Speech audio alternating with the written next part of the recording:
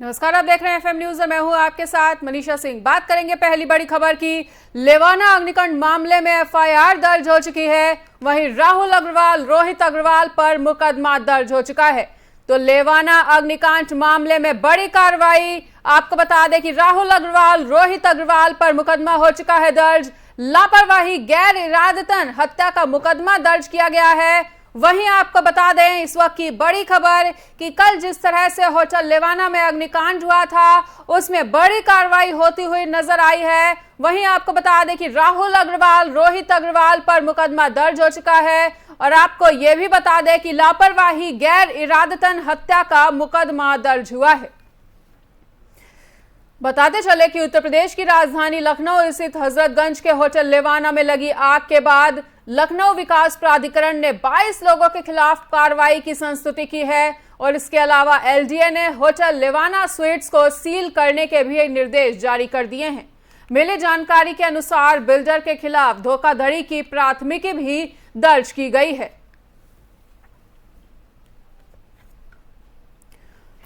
तो बताना चाहेंगे कि जिस तरह से कल होटल लेवाना में अग्निकांड हुआ था उसमें मरने वालों की संख्या लगातार बढ़ती हुई नजर आ रही है। घायलों की स्थिति जानने के लिए कल सीएम योगी आदित्यनाथ भी पहुंचे थे, मेयर संयुक्ता भाटिया भी पहुंची थी। 22 लोगों के खिलाफ कार्रवाई की संस्तुति हो चुकी है और बिल्डर के खिलाफ धोखाधड़ी का मामला दर्ज किया गया है।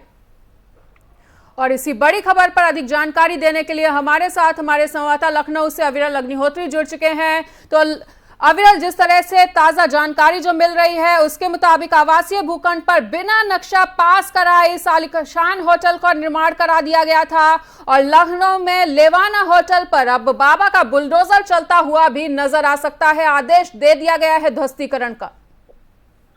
बिल्कुल मनीषा, देखिए मैं आपको बता दूं जिस तरीके से कल एक ये बड़ी ही दुखद घटना राजधानी लखनऊ के हजरतगंज में हुई थी। लेवाना होटल है, उसमें सुबह से आग लग गई थी और करीब 3 घंटे तक ये अग्निकांड चलता रहा। उसमें 2 लोगों की तत्काल प्रभाव से मौत हो गई और उसके बाद में मौतों का आंकड़ा सीधे तौर पर बढ़ गया था।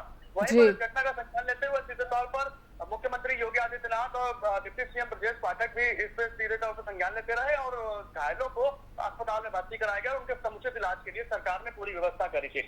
इसके बाद में आप समझिए कि ये जो पूरा घटनाक्रम था इस पे किस तरीके से आग लगी और किन कारणों से लगी इसका पता लगाने के लिए जो जांच बैठाई गई थी। आप समझिए कि उसके बाद में ये देखा गया कि वास्तव में जो होटल बना हुआ है इसका नक्शा क्या पास था, इसमें पूरी तरीके से फायर जो इक्विपमेंट थे वो सही थे कि नहीं थे, आखिर किसकी लापरवाही के कारण में ये आग लगी थी और इतना बड़ा हादसा हो गया। तो ऐसे में जो चीजें निकल कर आ रही वो बताया गया था कि जो नक्शा वहां जो पास कराया गया था वो नक्शा बनाया गया था आवासीय के लिए, लेकिन उसके ऊपर कमर्शियल बिल्डिंग खड़ी कर दी गई। तो ऐसे में अभी सीधे तौर पर जो शासन को रिपोर्ट सौंपी जाएगी वो अभी कुछ समय बाद में रिपोर्ट सौंप दी जाएगी कि आखिर किन किन कारणों से आग लगी है और क्या क्या इसके जो मानक है होटल के वो कितने ज्यादा पूरे हैं और क्या पूरा समीकरण है वो सौंपा जाएगा। और उसके बाद में आप समझिए कि उत्तर प्रदेश के मुख्यमंत्री योगी आदित्यनाथ की इस पर पैनी नजर थी और उन्होंने बताया कि अगर इसमें बहुत ज्यादा कमियां पाई जाएंगी तो इसमें बुलडोजर की कार्रवाई चलेगी। तो इसमें आप समझिए कि लगातार पुलिस प्रशासन और जो तमाम जो टीम गठित की गई थी वो पूरी तरीके से काम कर रही है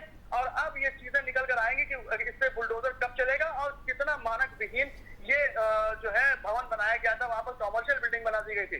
बिल्कुल आप समझिए कि इसके ऊपर जो और भी कार्रवाई होंगी तो अगल बगल और जो है अपार्टमेंट्स हैं बड़े-बड़े, आप समझिए राजा राम कुमार प्लाजा हो गए, जैसे तेज कुमार प्लाजा हो गए और तमाम और भी जो अपार्टमेंट्स हैं, बिल्डिंग्स हैं, उनके ऊपर भी कहीं ना कहीं सुई घूमती नजर आती है। तो ऐसे में देखने वाली बात यह है कि अब आगे इस लेवाना होटल पर कितनी जल्दी कौन कौन सी कार्रवाई होगी। हालांकि उसके मैनेजर प्रबंधक को अरेस्ट कर लिया गया था और मुकदमा दर्ज करके उनको कोर्ट में पेश किया जाना था। हालांकि अब तक पेश कर दिया जाना चाहिए था, लेकिन अभी शायद जज वहां पर नहीं पहुंच पाए थे, इसकी वजह थोड़ा लेट हो रहा था।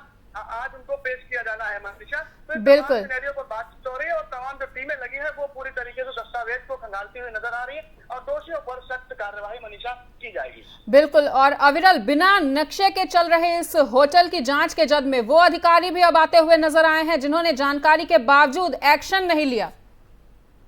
बिल्कुल, देखिए ये तो होता ही है कि कहीं ना कहीं जब एक भवन बन रहा होता है तो उसका नक्शा कभी कभी लोग पास कराते हैं और लेकिन उस पर दूसरी चीजें बनाते हुए चले जाते हैं। आप समझिए कि जिस तरीके से अगर बात करें नोएडा के ट्विन टावर की तो वो भी कहीं ना कहीं अवैध बिल्डिंग थी और उसको पूरा ध्वस्त किया गया था। ऐसे में होटल लेवाना के ऊपर भी पूरी तरीके से अब कागजों की जो है छानबीन शुरू हो गई है। आखिर किस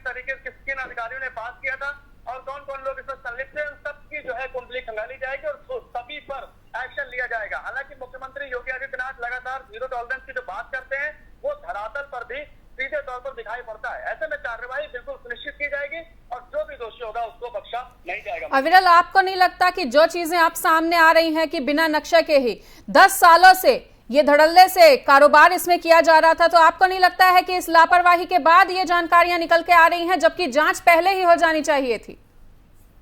बिल्कुल मनीषा, देखिए ऐसी एक बिल्डिंग नहीं, ये जब कोई हादसा होता है उसके बाद जांच बिठाई जाती है तब पता चलता है कि इसमें तमाम मानक नहीं थे, मानक विहीन ये बिल्डिंग बनाई गई थी। और ऐसे तमाम और बिल्डिंग्स हैं जिनके मानक पूरी तरीके से पूरे नहीं होंगे, या तो फिर कहीं ना कहीं से नक्शा पास नहीं कराया गया होगा, और नक्शा जब पास कराया गया होगा तो उसके हिसाब से न बनाकर दूसरी तरीके से बनाया गया है।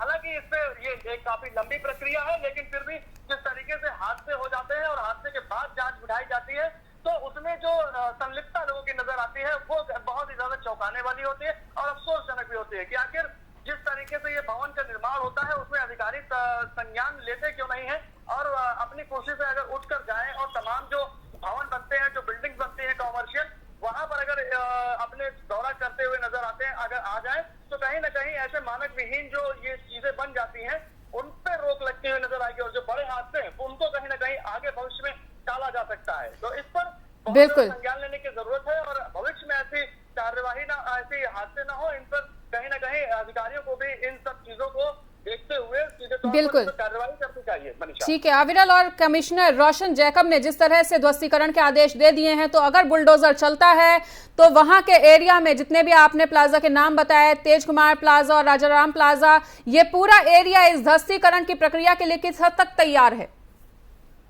बिल्कुल, देखिए अभी सीधे तौर पर कल से वहां पर नाप जोक का काम चल रहा है, उसका एरिया कितना है तमाम चीजें देखी जा रही हैं और उनके आस पड़ोस में जो भी फ्लैट बने हैं, बिल्डिंग बनी है, उनके लोग भी वहाँ के रहने वाले लोग भी संकेत है, वो सोच रहे हैं कि आखिर ये किस तरीके से कार्रवाई की जाएगी। इतना बड़ा जो ये होटल है उसको ध्वस्तीकरण का काम बुलडोजर से होगा या किस तरीके से होगा, कहीं हमारे फ्लैट पर किसी तरह की कोई दिक्कत ना आ जाए, हमारे कोई नुकसान ना हो जाए। तमाम जो लोग वो जो है परेशान नजर आ रहे हैं, लेकिन फिर भी आप समझिए कि जिस तरीके से कार्रवाई की जाएगी, तमाम मानकों का ध्यान रखा जाएगा कि किसी और को क्षति ना पहुंचे। तमाम जो लोग हैं उनसे भी राय ली जाएगी, उनको आगे की प्रक्रिया, हालांकि प्रशासन के जो अधिकारी हैं वो उसको ठीक पूरी करेंगे और आगे जो लेवाना होटल है इसके ध्वस्तीकरण का काम कैसे होगा, इस पर पूरी रणनीति तैयार करने के बाद ही उसको ध्वस्त किया जाएगा और तमाम लोगों को आवश्यक निर्देश भी मनीषा दिए जा सकते हैं। ठीक है अविरल, इस तमाम जानकारी के लिए आपका बहुत बहुत शुक्रिया।